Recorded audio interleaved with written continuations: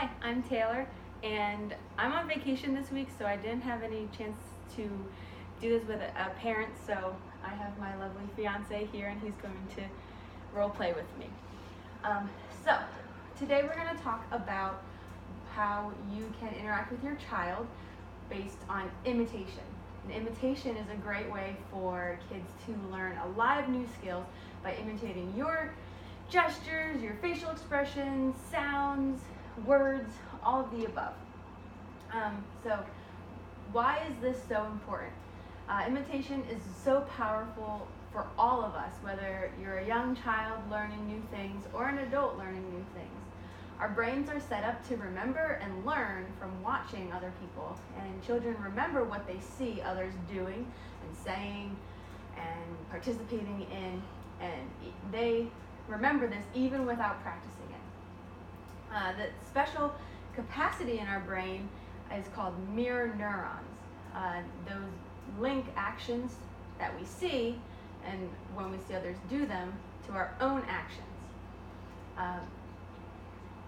Mirror neurons are in the brain, and when we perform an action and when we see it performed, they fire off into our brain and show it, make sure that we're remembering what we're seeing. A new action that a child sees or hears can become a skill that they can do even if they're only observing it before they actually imitate it. So whether or not they're actually imitating it, that things that you're doing, they're still learning from it based on watching and observing, even if they're not doing it quite yet. So again, imitation is something that kids learn from. They are always watching you, listening to you, whether you think they are or not, and they're always going to imitate it. And social behavior involves many of these complex, subtle rules which we're not always consciously aware of, and imitation is one way to work on those things. So why is this something that we need to work on with our kids, especially our kids with autism? Children with autism are less likely to imitate these words and gestures because they're not always paying attention or willing to pay attention to certain things like that. They're not always willing to make eye contact with you to show that they're listening. They're not always willing to repeat things or try to repeat things. One thing that's interesting though is that brain imaging studies have shown that although these mirror neuron systems in our kids with autism, they're less active, but they're not broken. So with a lot of repetition and practice, these imitation skills can become active and functional. One possible reason why children with autism do not imitate others' gestures and facial expressions and body movements is, again, because they're not paying attention or they're unmotivated to do it. A lot of kids with autism, their skills and drives are directly linked to what is motivating for them. So if your child doesn't want to imitate you saying apple, because they don't want to, they're not getting anything in return for it. So that's something to take into consideration when you're working on imitation as well. So another thing to think about is, why is lack of imitation a problem? Children who don't imitate others, they'll miss out on a lot of learning opportunities. And if you're not trying to have your kids imitate things that you're doing, they're going to miss out on those things as well. The decreased motivation to imitate also can be responsible for a significant part of the delays most of the young children with ASD show. And without imitations, kids have to figure out everything new rather than learning from others. And learning from others is the easiest way to do things. Imitating others also enhances social relationships. So if you're imitating something that I'm doing, you are paying attention to me, you're interacting with me, and you're doing the back and forth exchange. That is another thing that we work on.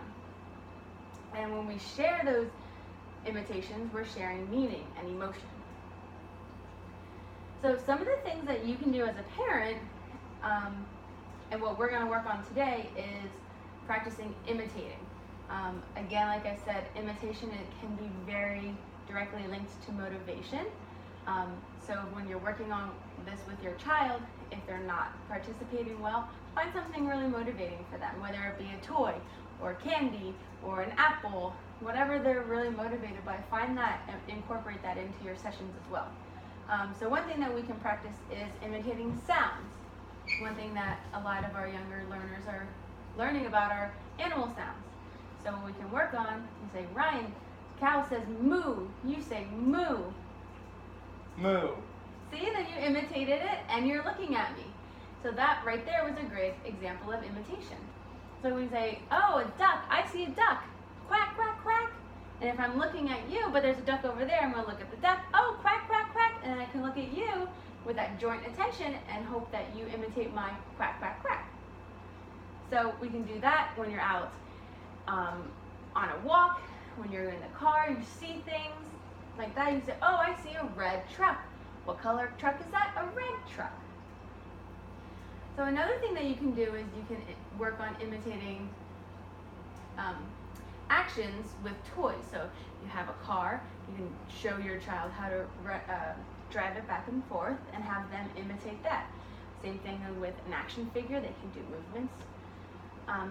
Other things are hand gestures and body and facial movements. Something that's really hard for kids to pick up on is facial expression. So the facial emotion. So I'm angry, make an angry face. So I want you to imitate my angry face. Good job. So another one is like a happy face. So a good way to work on not only the imitation skills, but also their emotions and connecting those two is to work on imitating those facial expressions as well. Another thing that you can do is expand on your child's actions and words that they already have.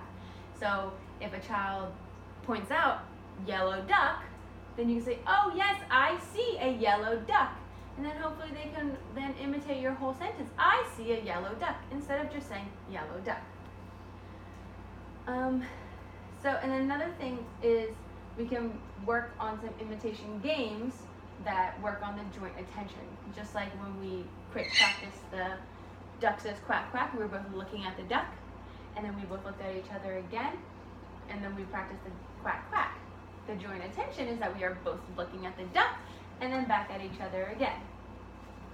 So, do you have any questions about this so far? I do not. So, some of the things that we can also work on are those body movements. So, just a simple thing that you can do with your child is when you're sitting at home, maybe waiting for dinner to be cooked, and you're sitting at the table, you can just say, hey, Ryan, do this. Great job. So then you're also learning how to clap and having those social interactions. Another thing you work on is gross motor. So, hey, Ryan, do this. Good job. And another one, hey, Ryan, do this. Awesome job. So those are some things that you can do just throughout your day and working on those imitation skills. Again, it doesn't have to be a long, drawn-out thing. It can be little spurts here and there working on those imitation skills so that your child is becoming more observant, in tune with their emotions and their world around them. Any other questions? None. Thank you.